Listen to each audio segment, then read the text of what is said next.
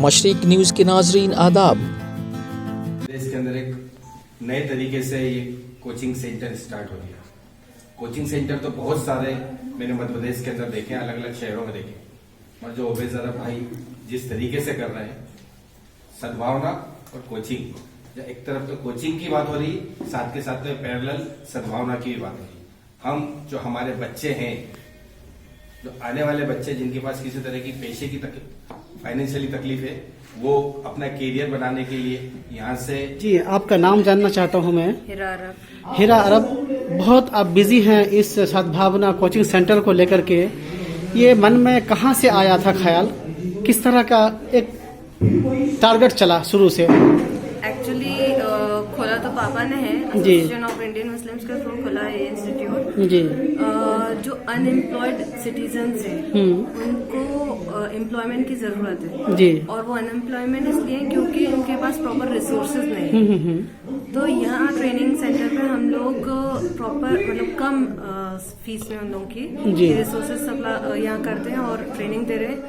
और दिल्ली से जो ट्रेनर्स हैं वो अपनी फील्ड में एक्सपर्ट हैं, और टीचर्स ट्रेनर जो है वो हांगकांग से, वो अपनी फील्ड में एक्सपर्ट हैं। तो बेसिकली एक्सपर्ट्स को हम लोगों ने। अच्छा, मेरा एक सवाल है आपसे कि सद्भावना कोचिंग सेंटर जो खोला है आपने, और जो हमने देखा बेसिक कंप्यूटर सिखाया जाएगा, सिलाई वगैरह और क्या क्या सब है, लेकिन एरिया को देखता हूँ मैं, अब बच्चे कहाँ से लाएंगे? क्योंकि हाई प्रोफाइल एरिया है यहाँ पे, कहाँ से लाएंगे आप?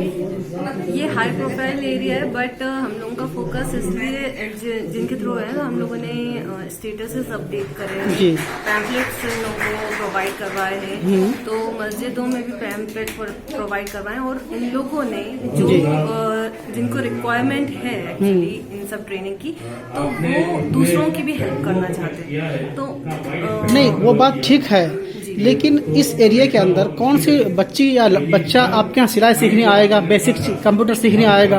अगर यही सिखाने वाली को तो मैं आपको मिला दूं, इसी एरिया से है। ठीक है, लेकिन क्या है कि स्टूडेंट कहाँ से लाएंगे आप इस एरिया में?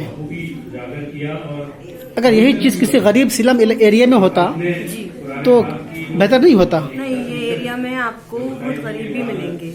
यहाँ पीछे ही रहते हैं बहुत ज्यादा, जो मैक्सिमम यहाँ यहीं से आए हैं, जो ट्रेनिंग सीखने के लिए है ना, मैक्सिमम इसी एरिया से आए हैं। फिर जो दूर से है, क्योंकि उन लोगों को जरूरत है, दूर से भी आ रहे हैं यहाँ पर। नसरीन अब्दुल रहमान जी। अच्छा, सद्भावना कोचिंग सेंटर में आपका क्या रोल है? फिलहाल तो कोई एक्टिव रोल नहीं है, लेकिन कंट्रीब्यूटिंग रोल था।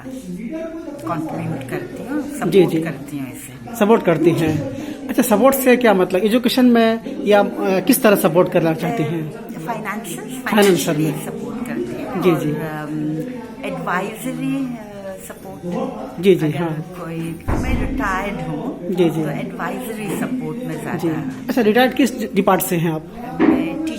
टीचर हैं, अच्छी बात। जी, आपका नाम? जी, मैं कुत्सिया मैम।